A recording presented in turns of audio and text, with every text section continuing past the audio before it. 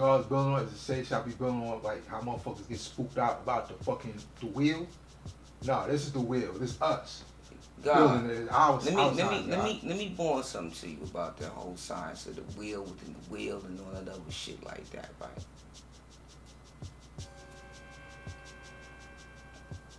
Where do you ever see a wheel within a wheel, first of all? Let's just be realistic about this. I'm just looking at it. Hold on a minute. Hold on a minute. Funny shit. Let's just look like a wheel. No, God, I'm saying sincerely on some realistic shit. Where? Cause see, anything that we say exists, we gotta prove that it exists, right? And anything that we say exists, there's something that symbolizes its existence to validate it. Outside of the fact that it's our word.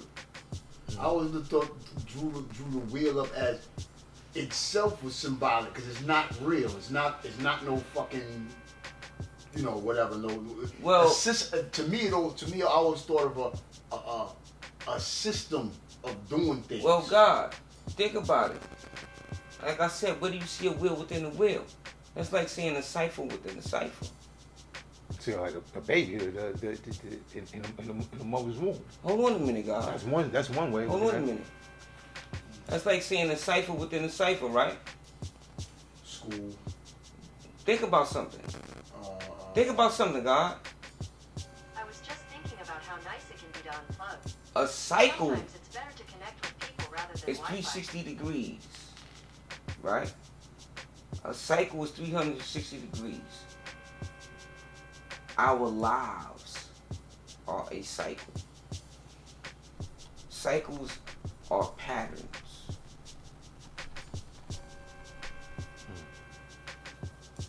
A woman goes through a menstrual cycle once a month, and a lot of times people think that the menstrual cycle is only the bleeding process.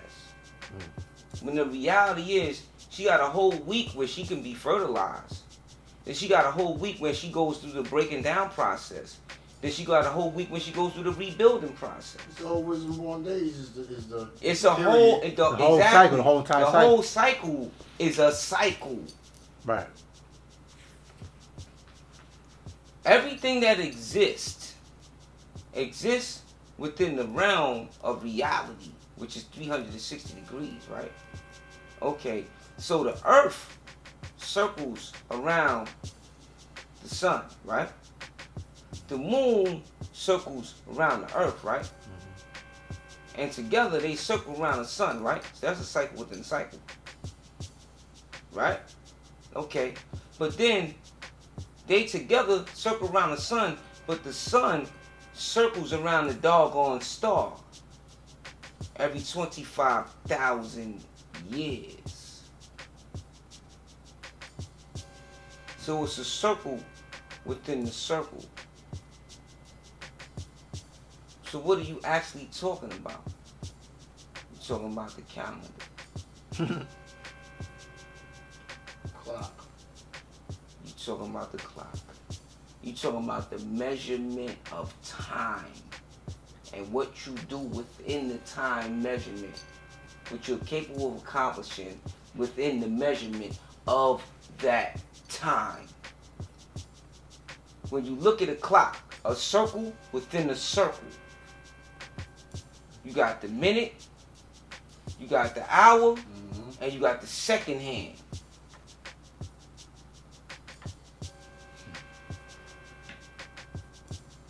Now that's a jewel that I gave y'all to think about. And when you think about that, and you think about when Elijah Muhammad was talking all this, oh, these things are coming and that thing is coming and all that. Mystifying this shit. But it's not just him mystifying this shit. It's the reality of the situation of the clock within the clock is going to tell the time of when things is going to become to an end. Yeah, but see, a lot of cats get spooked out. Watch this. A lot of people don't know when the end is coming or what it's going to look like.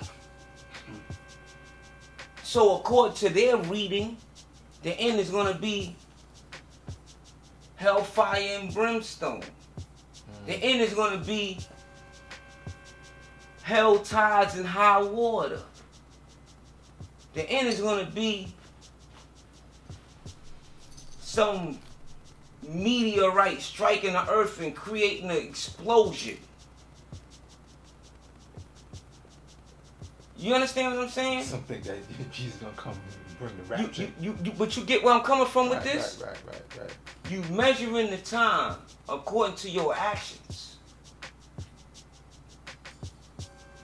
And this is where the spookism comes into play.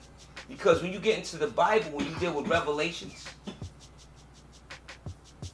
or when you get into the Quran and deal with what comes after revelations, it's a bunch of things that are dealing with a bunch of symbolism that you have to break down. And if you're not capable of discerning the symbolism and correlating it to what's valid in this day and age, you're not going to understand what you're reading. And this is when you become a mysticist. This is when you become what they call that, a religious zealot? No, not a zealot. What's the other thing?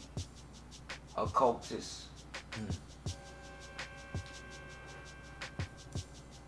You know, when you get to the point where you feel exalted to the level that you have to tell the world that this is how the world is going to end if nobody listens to me. When you get to that point, that's when you actually do understand what's going on, but it completely went over your head. Because what you're not realizing is you're thinking in terms of what's predicted and what's to come. Not realizing that what this is telling you is about is right now. What's going on. How you writing the history? At this particular stage and era right now. It's already been predicted that this is what the fuck it was going to be. So, this is what the fuck it's going to be, and this is how it is at the moment. But because you caught up in the whole concept of religion, like the God said, dealing with the rapture and all these other different things, because you want to deal with the religious concept of it. You've not accepted the reality. You've not accepted the reality of all these things that your religion is telling you about. Is talking about the here and now. If Mecca did this.